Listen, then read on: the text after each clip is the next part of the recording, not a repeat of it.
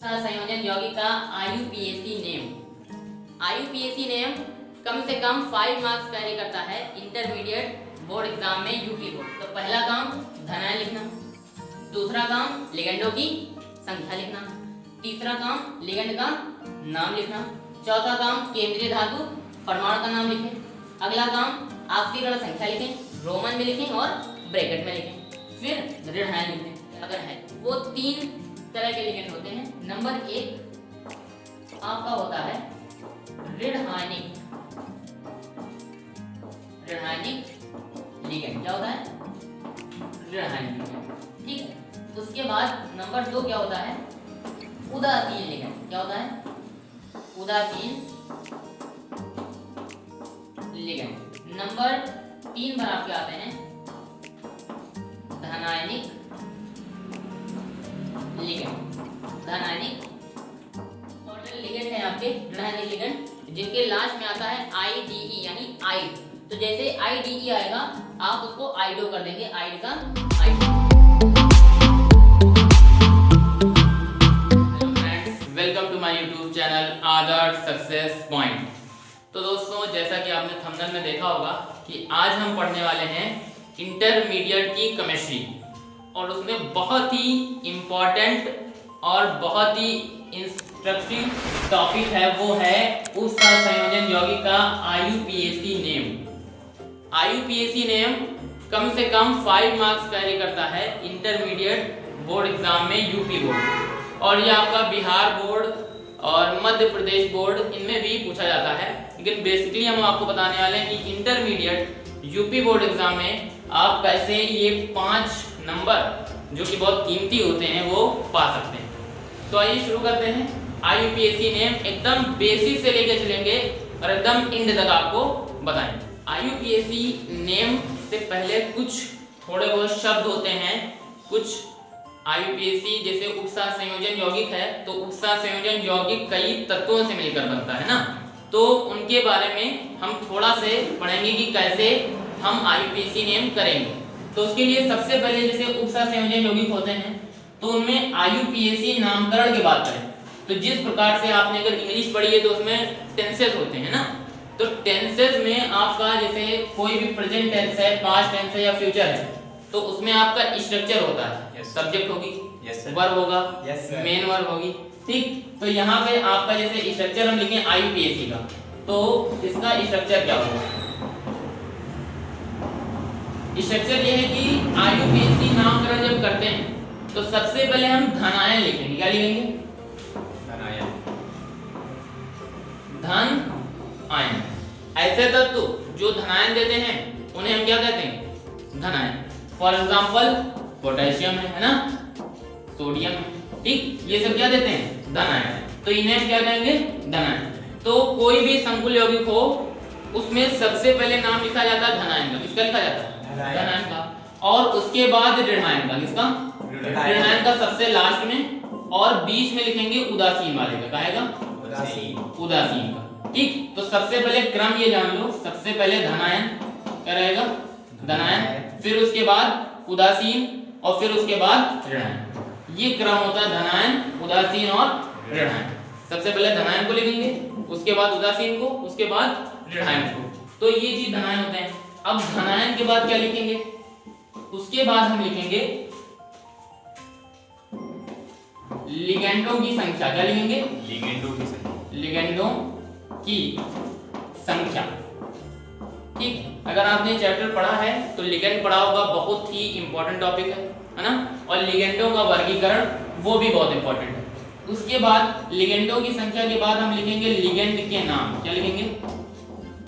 Ligand के नाम। ठीक, लिगेंड के नाम। लिगेंड अगर एक आए हैं, 2 आए हैं, 3 आए हैं, या कई प्रकार के लिगेंड आए हैं, उनको पहले लिखना है, बाद में लिखना है, वो सब आगे सब रूल हैं, हम आगे डिसाइड करेंगे। लेकिन ये आपका बेसिक स्ट्रक्चर है ना, तो ये स्ट्रक्चर पहले देख लेंगे। धनायन, लिगेंडों की संख्या, लिगेंड के नाम। उसके बाद क्या लिखेंगे? लिगेंड के नाम के बाद बोलो भाई, केंद्रीय धातु, केंद्रीय धातु परमाणु का नाम। केंद्रीय धातु परमाणु का नाम, यानी सेंट्रल मेटल एटम। कौन सी? Central metal atom. ऐसा एटम जो सेंट्रल मेटल एटम रहता है ना, और सेंट्रल मेटल एटम से ही लिगेंड चारों तरफ से जुड़े होते हैं। ठीक है, जिस तरीके से हमारी जीभ को हमारे चारों ओर के दांत तो घेरे रहते हैं ना, उसी तरीके से सेंट्रल मेटल एटम को लिगेंड चारों तरफ से घेरे रहते हैं। तो उसके बाद लिखेंगे केंद्रीय धातु परमाणु का नाम। ठीक, उसके बाद हम क्या लिखेंगे? प्लस में हम लिखेंगे ऑक्सीकरण संख्या। क्या लिखेंगे? ऑक्सीकरण संख्या। और ये ऑक्सीकरण संख्या ब्रैकेट में लिखेंगे। किसमें लिखेंगे? ब्रैकेट में। ठीक, ब्रैकेट में लिखेंगे, छोटे ब्रैकेट में लिखेंगे। और एक चीज और, रोमन में लिखेंगे। ब्रैकेट में और किसमें लिखेंगे? रोमन में। ठीक, मतलब रोमन संख्या ऐसे होती है फर्स्ट ना, सेकेंड, थर्ड, फोर्थ, इस तरीके से रोमन में लिखते हैं। ठीक, तो ये सिस्टम होता है। ऑक्सीकरण संख्या किसकी लिखेंगे? वो लिखेंगे केंद्रीय धातु परमाणु की। कैसे लिखना है वो भी आगे जानेंगे। ठीक है, ऑक्सीकरण संख्या के बाद हम क्या लिखेंगे? अगर कोई ऋणायन है, क्या है? ऋणायन, तो उसे लिखेंगे। क्या लिखेंगे? ऋणायन। ठीक, तो इस तरीके से लास्ट में सबसे ऋणायन आता है। ऋणायन लिखने के बाद आपका पूरा आईयूपीएसी नेम हो जाएगा। ठीक, तो पहला काम धनायन लिखना, दूसरा काम लिगेंडों की संख्या लिखना, तीसरा काम लिगेंड का नाम लिखना, चौथा काम केंद्रीय धातु परमाणु का नाम लिखें, अगला काम ऑक्सीकरण संख्या लिखें, रोमन में लिखें और ब्रैकेट में लिखें, फिर ऋणायन लिखें अगर है तो। ठीक, ये सिस्टम होता है। तो ये स्ट्रक्चर है। इस हिसाब से हम नामकरण करेंगे, किसका नाम कैसे लिखना है, किस तत्व को कैसे लिखना है, ये सब हम तो अब हम देखेंगे कि किस तरीके से एक एक आईयूपीएसी का नाम करते हैं। फॉर एग्जांपल, हमने सबसे पहले आपको लिखाया कि धनायन सबसे पहले लिखेंगे, उसके बाद ऋणायन लिखेंगे। तो अगर हम एक संकुल यौगिक लें, उस संयोजन यौगिक लें, जैसे आपका है K4 Fe NH3 होल 6। ठीक, K4 Fe NH3 होल 6। तो यहाँ पर आपका पोटेशियम ये धनायन देगा, और जो ब्रैकेट वाला भाग है यानी Fe NH3 होल 6, ये आपका क्या है? ऋणायन है, और ये -4। ठीक, -4 कहीं कहीं लिखा जाता है, तो कहीं कहीं 4 -4 आयन ऐसा करके लिखा जाता है, उसमें ज्यादा डिफरेंस नहीं है। ठीक, तो यहाँ पे पोटेशियम क्या है? धनायन है, कैटायन है, और यहाँ ये वाला पार्ट ऋणायन है। ठीक, तो सबसे पहले हमेशा धनायन को पहले लिखेंगे, उसके बाद किसे लिखेंगे?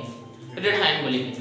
तो यहाँ पे है धनायन, तो पोटेशियम का पहले नाम लिखेंगे, उसके बाद अंदर वाले पार्ट का नाम लिखेंगे।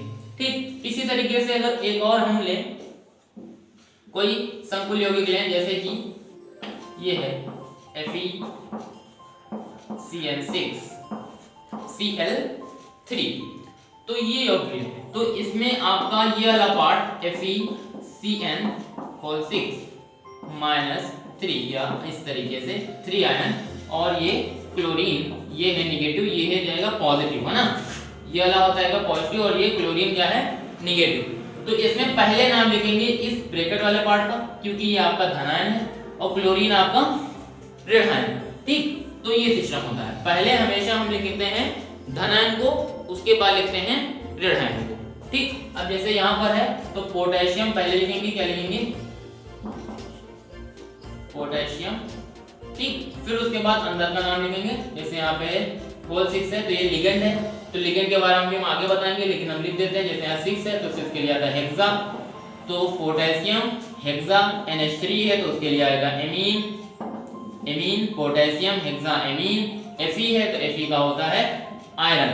ठीक, तो यहाँ पे हो जाएगा आयरन। अगर यहाँ पे आपका जो अंदर का पार्ट है वो निगेटिव है तो उसके लिए लगता है 8 लास्ट में सफिक्स, और अगर पॉजिटिव है तो सिंपल नाम रहता है ना। आयरन है तो आयरन, वरना Fe है तो इसका फेरेट हो जाएगा। ठीक, तो यहाँ पर आपका निगेटिव है तो क्या हो जाएगा, फेरेट। क्या हो जाएगा, फेरेट। ठीक, और यहाँ पे इसकी ऑक्सीकरण संख्या लिख देंगे। यहाँ पे अमोनिया की होगी 0, पोटेशियम की होगी +1, तो यहाँ हो जाएगी -4, तो यहाँ पे ऑक्सीकरण संख्या होगी 4 आयन। ठीक, तो ये इसका पूरा IUPAC नाम हो जाएगा और इतना लिखने के आपको पूरे के पूरे 1 नंबर मिल जाएंगे।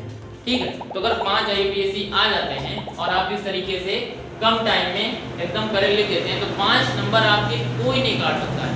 ना राइटिंग के कटेंगे, ना उसमें आपके इंक के कटेंगे, कोई नंबर नहीं कटेंगे, पूरे के पूरे नंबर मिल जाएंगे। ठीक, तो अब आगे देखते हैं कि सबसे पहले हमने जाना कि जो धनायन होता है उसका नाम पहले लिखेंगे।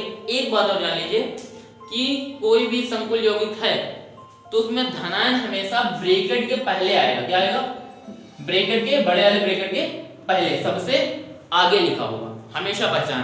अगर ऐसे ना जान पाओगे सर आपने तो बता दिया पोटेशियम धनायन है, सोडियम ऋणायन है, तो हम पहचाने करते हैं। तो पहचाने का सीधा से फॉर्मूला है बड़े ब्रैकेट के सबसे पहले कोई भी तत्व लिखा है बाहर तो वो धनायन है, बड़े ब्रैकेट के सबसे लास्ट में कोई भी तत्व लिखा है तो वो ऋणायन है। ठीक, हाँ, और धनायन और ऋणायन का नाम सिंपल लिख देते हैं। पोटेशियम अगर के लिखा है तो पोटेशियम लिख दो, इधर Cl है तो सबसे लास्ट में क्लोरीन लिख दोगे, क्लोराइड है ना। ठीक, ये सिस्टम होता है। अब बात करते हैं लिगेंडों का नामकरण। ठीक है, लिगेंड वो होते हैं जो केंद्रीय धातु परमाणु के साथ उपसर्ग संयोजन बंध बनाते हैं, कोऑर्डिनेशन बॉन्ड। फॉर एग्जांपल, जैसे अभी हमने आपको एक एग्जांपल दिया कि FeCN6, ठीक है, और -4, ये आपका एक संकुल यौगिक है, ऋणायन है। तो यहाँ पर जो आपका Fe है आयरन, वो केंद्रीय धातु परमाणु है, CMA यानी सेंट्रल मेटल एटम, और जो Cn है यानी साइनाइड, ये 6 हैं, तो ये आपके क्या हैं, लिगेंड है। क्या है, लिगेंड। इसको अगर हम इसका स्ट्रक्चर खोलें तो ये कुछ इस तरीके से आपका दिखाएगा। ठीक, CN CN CN CN CN और CN। तो केंद्रीय धातु परमाणु के साथ कितने साइनाइड जुड़े हुए हैं, 6, है ना। तो इस तरीके से इसका पूरा स्ट्रक्चर हो जाएगा। तो आप देख रहे हो कि केंद्रीय धातु परमाणु को चारों तरफ से लिगेंड क्या है, घेरे हुए। ठीक, तो इस तरीके से होता है। अब बात करते हैं कि लिगेंडों का नामकरण कैसे करें। ठीक, तो लिगेंडों के नामकरण की जो लिगेंडों को विभाजित किया गया है वो 3 तरह के लिगेंड होते हैं। नंबर 1 आपका होता है ऋणायनिक लिगेंड। क्या होता है, ऋणायनिक लिगेंड। ठीक है, उसके बाद नंबर 2 क्या होता है, उदासीन लिगेंड। क्या होता है, उदासीन लिगेंड। नंबर 3 पर आपके आते हैं धनायनिक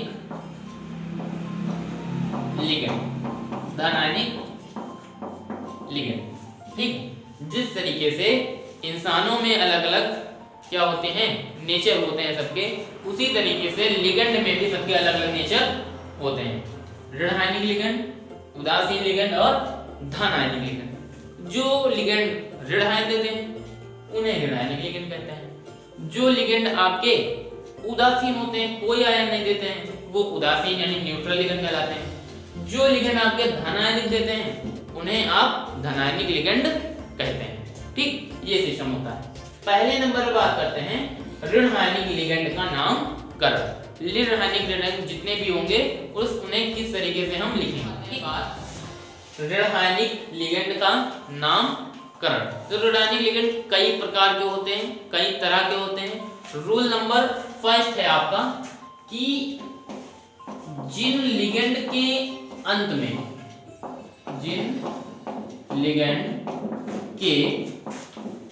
में, यानी लास्ट में, है ना, आइड आ जाए। क्या आ जाए, आइड। तो आइड को क्या लिख देते हैं हम, लास्ट का ई हटा के आइडो कर देते हैं। क्या कर देते हैं, ई हटा के आइडो, ये रूल नंबर फर्स्ट। ठीक, अगर जिन लिगेंड के अंत में आइड आ जाए, IDE है ना, तो उनमें लास्ट का ई हटा के ओ लिख देते हैं, आइडो। ठीक, तो जैसे यहाँ पर है क्लोराइड, ब्रोमाइड, आयोडाइड, सल्फाइड है ना, तो इन सबको क्या कर देंगे, ई हटा के ओ कर देंगे, सिंपल सा है। फॉर एग्जांपल Cl- है क्लोराइड, तो इसका नाम क्या हो जाएगा, क्लोराइडो। Br है तो ब्रोमाइडो, I है तो आयोडाइडो, Cn हो तो साइनाइडो, है ना, S है तो सल्फाइडो, ये क्या हो जाएगा आपका हाइड्रोक्साइडो, हाइड्रोक्साइडो। और SO3 का हो जाएगा आपका सल्फाइडो, कितना हो जाएगा, सल्फाइडो। ठीक है, तो ये कुछ इंपॉर्टेंट लिगेंड हैं आपके ऋणायनिक लिगेंड, जिनके लास्ट में आता है IDE यानी आइड। तो जैसे IDE आएगा आप उसको आइडो कर देंगे, आइड का आइडो। ठीक है, तो इसका चाहे तो स्क्रीनशॉट ले सकते हैं, आगे काम आएंगे। रूल नंबर 2 ऋणात्मक लिगेंड है। ठीक है, ऐसे लिगेंड जिनके अंत में 8 आता है, क्या आता है, 8 आता है। तो ऐसे लिगेंड जिनके अंत में आपका 8 आए, ATE, ठीक, तो उन्हें हम वही काम करेंगे, ई को लास्ट वाले हटा के ओ लगा देंगे, तो ATO हो जाएगा। ठीक, तो यहाँ पे जैसे है आपका सल्फेट है, एसीटेट है, तो इनका लास्ट में ई हटा के सिंपल क्या कर देना है, ओ। तो आप लोग बनाइए जल्दी, हमसे पहले क्या हो जाएगा, सल्फेटो, है ना, एसीटेट है तो एसीटेटो, कार्बोनेट है तो कार्बोनेटो, नाइट्रेट है तो नाइट्रेटो, है ना, SCN तो क्या हो जाएगा इसका, थायोसाइनेटो, है ना। फिर उसके बाद H2O3 है तो क्या हो जाएगा इसका, थायोसल्फेटो, क्या हो जाएगा, थायोसल्फेटो। फिर उसके बाद NO2 है तो क्या हो जाएगा, नाइट्राइटो N, क्या हो जाएगा, नाइट्राइटो N। अब इसके बाद ONO है तो इसका हम क्या लिख देंगे, नाइट्राइटो O लिखेंगे, क्या लिखेंगे, नाइट्राइटो O। तो ये मैसेज समझ लीजिए कि जैसे होता है आपका NO2 और है ONO, तो NO2 का होता है तो नाइट्राइटो N लिखते हैं, ONO अगर है ये भी निगेटिव है तो इसको लिखेंगे नाइट्राइटो O। तो इसका मैटर क्या है, दोनों चीज एक हैं, सेम है, बस फर्क इतना है कि तत्व का फर्क। जैसे NO2 है तो यहाँ पे जो उपसंयोजन बंध बनेगा, कोऑर्डिनेशन बॉन्ड, उसके लिए जो इलेक्ट्रॉन डोनेट करने होंगे वो करेगा यहाँ पे नाइट्रोजन। मतलब जो अग्नि परीक्षा देनी है या कह सकते हैं जो दान देना है इलेक्ट्रॉनों का, वो नाइट्रोजन करेगा। ऑक्सीजन अपना पल्ला झाड़ लेगा, चुप्पे किनारे बैठा रहेगा, उससे कोई मतलब नहीं है बंद बनाने। ठीक, और जब ONO की बात करें तो ONO इसलिए लिखा है, आगे O लगा दिया है, इसका मतलब यहाँ पे दाता परमाणु ऑक्सीजन है। दाता परमाणु का मतलब जो इलेक्ट्रॉन देगा वो कौन होगा, ऑक्सीजन। यहाँ पे नाइट्रोजन कोई भागीदारी नहीं लेगा।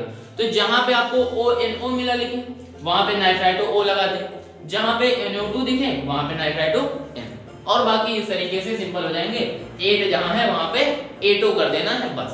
ठीक, तो स्क्रीनशॉट ले लीजिए। अब बात करते हैं हम उदासीन लिगेंड के बारे में। ऋणायनिक लिगेंड हो गए, जिनके लास्ट में आइड आएगा IDE आइडो लगा देंगे, जिनके लास्ट में 8 आएगा उनमें 8O लगा देंगे। उदासीन लिगेंड में क्या है, उदासीन लिगेंड वो होते हैं जो ना धनायन देंगे और ना ऋणायन देंगे। तो यहाँ पे बात करते हैं, जैसे कुछ प्रमुख हमने यहाँ पे दिए हैं लिगेंड, उनके नाम देखते हैं। CO है तो इसका क्या हो जाएगा, कार्बोनिल, क्या हो जाएगा, कार्बोनिल। CS है तो उसकी कब लिखेंगे, थायो कार्बोनिल, क्या लिखेंगे, थायो कार्बोनिल। NO है तो क्या लिख देंगे, नाइट्रोसिल, क्या लिखेंगे, nitrosyl. NH2 CH2 CH2 NH2 है तो ये इतना लंबा है तो इसलिए इसे इतना लंबा ना लिख के प्रश्नों में इसका शॉर्ट फॉर्म लिख देते हैं EN, क्या लिख देते हैं, EN।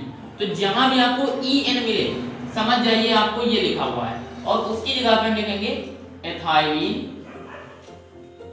डाइएमीन। क्या लिखेंगे?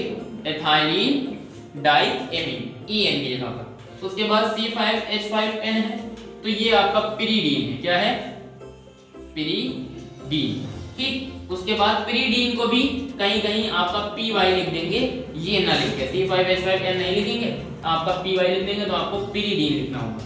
C6H5 3P है, तो इसका हो जाएगा ट्राई